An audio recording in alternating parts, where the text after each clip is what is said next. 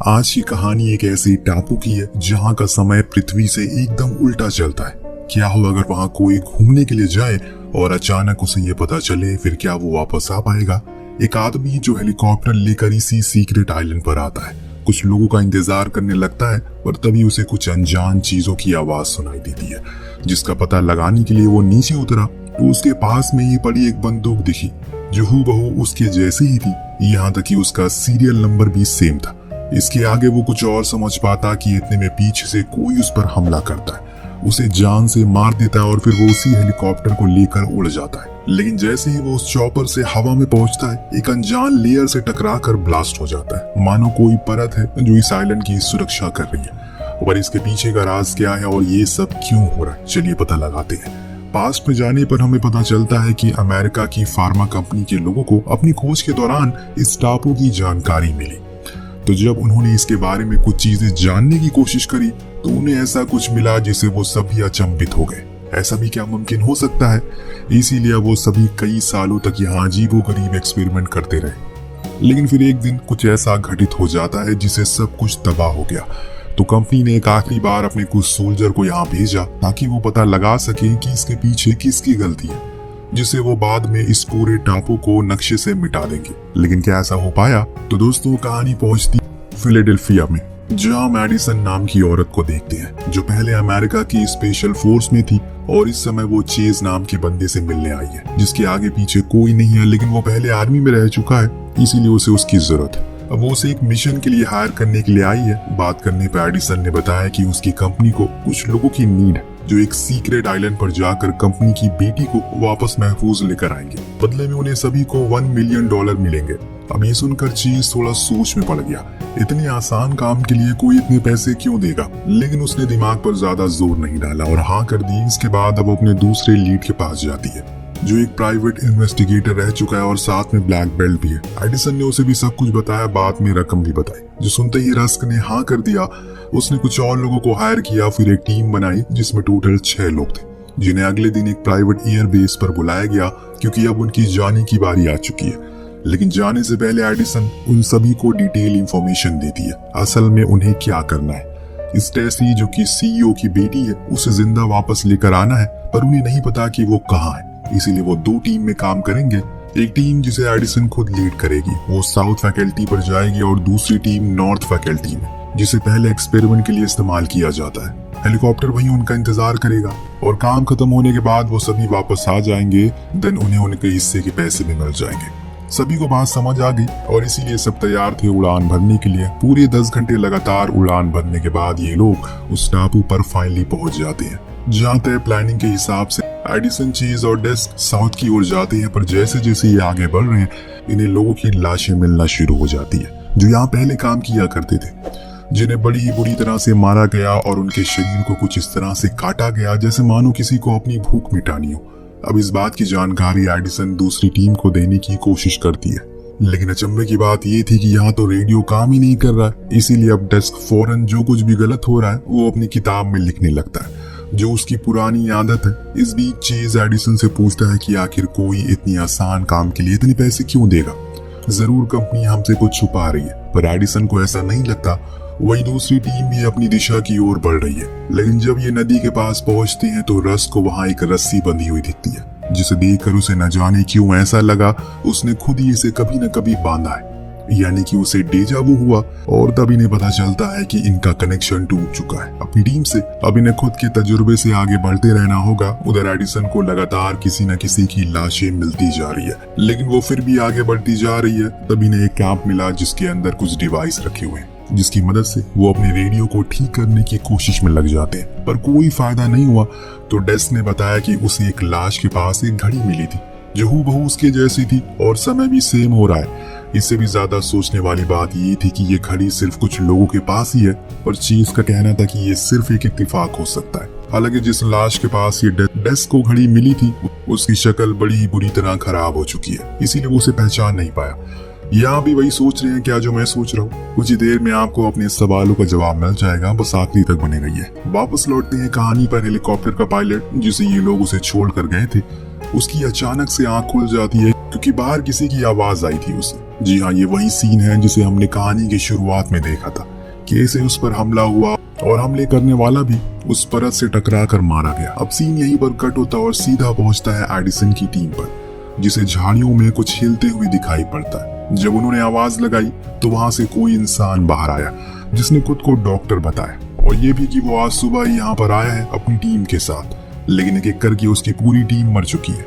अब जब एडिसन ने सुना कि यहाँ पहले भी कोई टीम आई है तो वो और सोच में पड़ जाता है, क्योंकि उसे बताया गया था कि वो पहली टीम है जो यहाँ पर आई है। लेकिन रुकिए, अभी इससे भी बड़ा एक ट्विस्ट आने वाला है। जब इन्होंने बताया कि वो स्टेसी नाम की लड़की को ढूंढने के लिए आए हैं तो डॉक्टर को कुछ याद आया। वो इन सभी को अपने साथ चलने को कहता है, और जब ये उसकी बताई हुई जगह पर पहुंचते हैं तो उन्हें वहाँ स्टेसी की सड़ी हुई लाश मिलती है, जिसे किसी जानवर ने बड़ी बुरी तरह से मार दिया। अब ये देखकर एडिसन तो परेशान हो गई, क्योंकि उसका मिशन तो यहीं पर खत्म हो चुका, क्योंकि स्टेसी तो मारी जा चुकी है पहले। तो क्या पता अब उनके पूरे पैसे ही ना मिले। तो उसे ख्याल आया कि उसे स्टेसी तो मिल ही चुकी है, भले ही मरी हुई, इसीलिए वो उसकी लाश को ही लेकर जाएंगे ताकि कुछ तो उनके पास रहे। अब धीरे धीरे करके अंधेरा भी होने लगा है, तो इन्होंने वहीं टेंट लगाकर रात गुजारने का तय किया। तब डेस्क अपनी डायरी में फिर से घबरा कर कुछ लिखना शुरू करता है। जब डॉक्टर ने उस डायरी को देखा, उसने अपने पास से भी एक डायरी निकाली जो हूबहू वैसी ही थी। ये उसे रास्ते में पड़ी मिली, पर इससे भी ज्यादा हैरान कर देने वाली बात ये थी कि इस डायरी में एक दिन पहले की बात लिखी गई थी, वो भी खुद डेस्क की हैंडराइटिंग में। ये सब जानने के बाद सभी के चेहरे पर एक परेशानी और डर का संदेश आता है कि ऐसा कैसे मुमकिन हो सकता है। वो तो आज सुबह ही यहाँ पर आए हैं, फिर ये डायरी कैसे मिली उन्हें? ये कोई इत्तेफाक तो नहीं हो सकता। दूसरी टीम को भी अब कुछ खास नहीं मिलता, इसीलिए वो भी वहीं रुक जाते हैं। तीनों आंख जलाकर बैठे ही थे कि इन्हें तभी एक आवाज आई। ये चौकन्ने हो गए, आसपास देखने लगे। इतने में टैग को कोई पीछे से खींच लेता है, जिसे बचाने के लिए उसने बहुत ही हाथ पैर मारे, पर वो उसे छोड़ता नहीं, क्योंकि वो बहुत ही विशाल था। इससे पहले कि वो उसे मार, रस खाकर उसे शूट कर देता है। पर अब कोल पीछे अकेले रह गया। इसी का फायदा उठाकर वो अज्ञात चीज उस पर हमला करती है और घसीट कर ले जाती है। जब कोल ने ध्यान से देखा तो वो चीज असल में वही था, लेकिन अब अजीब से रूप में, जो उसने आज से पहले कभी नहीं देखा था। अब यहाँ वो कुछ कर पाता उससे पहले ही वो उसे मार कर खत्म कर देता है, यानी कि एक और मौत हो चुकी है। अब बचे हुए लोगों का मन में कई सवाल हैं, पर सबसे ज्यादा चीज उन्हें जो परेशान कर रही है वो ये है कि एक ही जैसी दो चीज कैसे हो सकती है इस टापू पर, वो भी उनकी खुद की चीज, जबकि वो सुबह ही यहाँ पर आए। इस चीज का पता लगाने के लिए एडिसन की टीम अब उस डायरी को पढ़ना शुरू करती है, जिसमें ये लिखा था कि इन्हें कल सुबह स्टेसी फिर से जिंदा हालत में मिलेगी। अब ये बात इनकी होश उड़ाती है, लेकिन फिर डेस्क को पता चलता है कि अगर उसने ये सच में लिखा तो सच ही होगा, क्योंकि वो खुद की डायरी में कभी झूठ नहीं लिखता। तो अब सभी को सुबह का इंतजार हो गया। जब सुबह हुई तो इनके चेहरे के 12 बज चुके हैं, क्योंकि सच में इनके सामने स्टेसी जिंदा हालत में खड़ी थी, जिसने बताया कि वो 3 दिन पहले आई थी और तब से यहीं पर फंसी हुई है। हर कोई हैरान था कि ये कैसे मुमकिन हो सकता है। रस्क और टैग कल वाले हादसे से काफी डरे हुए हैं, इसीलिए वो जल्दी जल्दी चलते हुए फाइनली नॉर्थ साइड के कैंप तक पहुंचते, जहां उन्हें सेम वैसे ही कैंप मिला जो साउथ जोन पर था। इसके अंदर उन्हें एक वॉकी टॉकी भी मिला, जिसे ऑन करने पर खुद किस्मती से कनेक्शन हो जाता है। एडिसन ने उठाया। दोनों ने अपने हालातों के बारे में सब कुछ विस्तार में बताया, जो जानकर दोनों की टीम अब इतना तो समझ चुकी है कि इनसे झूठ कहा गया। यहाँ वैसा कुछ नहीं है जैसा वो सोच रहे, बल्कि यहाँ तो कुछ और ही माजरा है जो उनकी समझ से परे है, और न जाने कब इनका अंत हो जाए। वेल, बाहर बैठी स्टेसी सब कुछ बताती है कि कैसे वो यहाँ पर आई अपनी टीम के साथ, लेकिन कुछ ही समय बाद वो सभी एक दूसरे को ही मानने लगे। फिर अंत में सभी म्यूटेंट बन गए, जिसमें से एक ने उसे मार दिया, लेकिन आज सुबह वो फिर से जिंदा हो गई। तो कैसे हुई उसे खुद भी नहीं पता। इधर डॉक्टर ने आधी से ज्यादा गुत्थी को सुलझा लिया।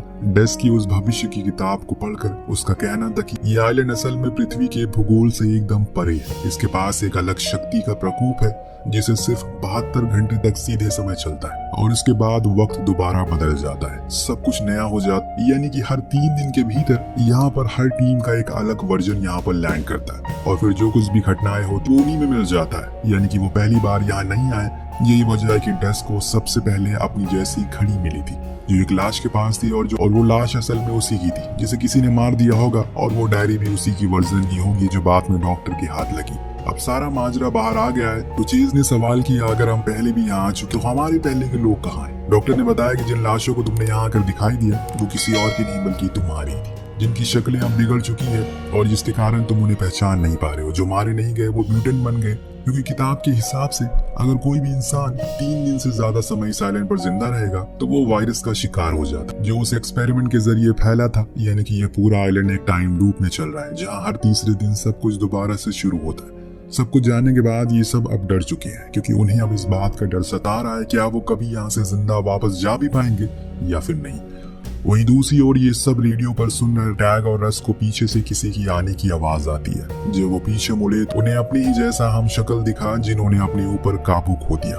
वो किसी शैतान में तब्दील हो चुके थे और वो इन्हें मारकर खाना चाहते हैं, लेकिन ये दोनों उन्हें एक एक करके खत्म कर डालते हैं। और ऐसे ही कुछ दूसरी टीम के साथ भी होता है। उन पर भी हमला हुआ, पर चेस तो उन्हें मार ही नहीं पाता। तो एडिसन उसे समझाती है अभी वो सिर्फ आज के बारे में सोचे और खुद की जान बचाए। उदय इसकी शिकार होने लगी थी, इसीलिए उसने डेस पर हमला करके उसे बड़ी ही बेरहमी से मार दिया। लेकिन बाद में एडिसन ने उसे फिर मार डाला, लेकिन टैग को पता है कि ये अंत नहीं है, अभी तो ये सिर्फ शुरुआत है, क्योंकि अगले कुछ समय में फिर से दूसरे वर्जन आएंगे और फिर वो भी म्यूटेंट बन जाएंगे। ये सिलसिला ऐसे ही चलता रहेगा। तो रस ने न जाने कैसे इस आइलैंड के बाहर मौजूद उस कंपनी से कांटेक्ट कर लिया जिन्होंने उन्हें यहाँ पर भेजा था। उसने उसे झूठ कहा कि हमें स्पीसी मिल चुकी है और इसीलिए अब आप रेस्क्यू टीम को यहाँ भेज दीजिए, क्योंकि हमारा चॉपर खराब हो चुका है। लेकिन यहाँ उस कंपनी को सब कुछ पहले से पता था, इसीलिए तो उन्होंने कुछ ऐसे लोगों को चूज किया जिनके आगे पीछे कोई ना हो, ताकि अगर कोई भी गड़बड़ी हो तो वो इस बात को आसानी से संभाल सके। दरअसल ये सब एक एक्सपेरिमेंट का हिस्सा था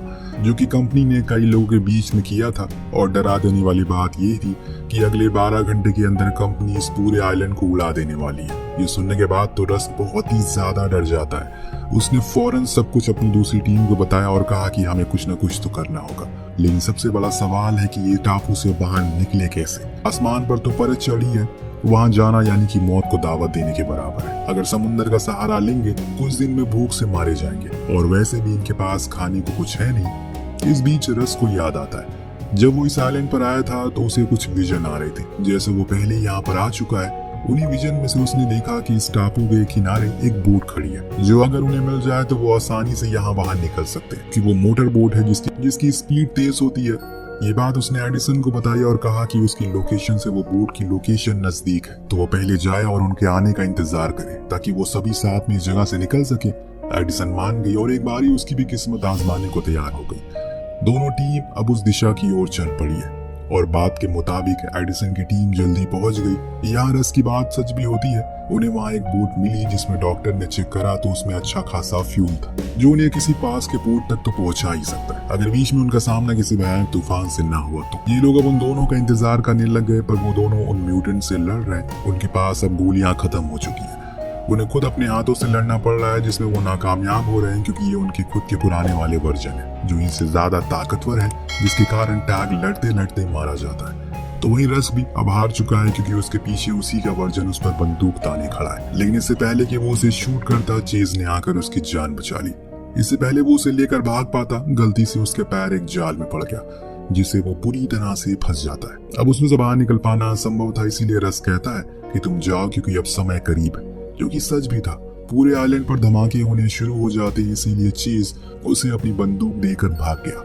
इधर बोट पर डॉक्टर कहते हैं कि हमें चलना चाहिए, पर एडिसन अपने साथियों को लिए बिना कैसे जाएगी, इसीलिए डॉक्टर को अब उसे मजबूरन बेहोश करना पड़ता है, जिसके बाद वो बोट लेकर फरार हो जाते हैं। लेकिन अहम मौके पर चेज बोट की रस्सी को पकड़ लेता है। जब एडिसन को होश आया तो उसने देखा कि डॉक्टर अब धीरे धीरे करके म्यूटेंट बनने लगा, क्योंकि उसके 3 दिन पूरे हो चुके हैं, क्योंकि वो उनसे पहले यहाँ पर आया था। लेकिन इससे पहले कि वो उसे कोई नुकसान पहुंचा पाती, एक गोली आकर उसे सीधा खोपड़ी पर लगती है, जो दूर उसी आइलैंड से रस ने चलाई थी, जिसने अपनी आखिरी समय पर भी अपने साथियों की जान बचाई। अब सिर्फ बचे हैं 2 लोग, एडिसन और चेज, जो कामना कर रहे हैं कि किसी भी तरह करके इस लेयर को क्रॉस कर दें। उन धमाकों के कारण उस लेयर में कुछ होल हो गए हैं, जिससे कि वो कमजोर हो गई है, इसीलिए दोनों उन्हीं होल में बाहर आ जाते हैं और सुरक्षित हो जाते हैं। यानी कि वो पहले इंसान बने जो इस टापू से जिंदा बाहर आ पाए, पर इसके लिए उन्हें पूरी टीम की कुर्बानी थी, जो कि वो जिंदगी में कभी नहीं भूलेंगे। और इसी के साथ ये कहानी यहीं पर खत्म हो जाती है। आपको कहानी कैसी लगी हमें कमेंट करके जरूर बताएगा। मिलते हैं अगली वीडियो में। Thank you so much for watching. Peace out.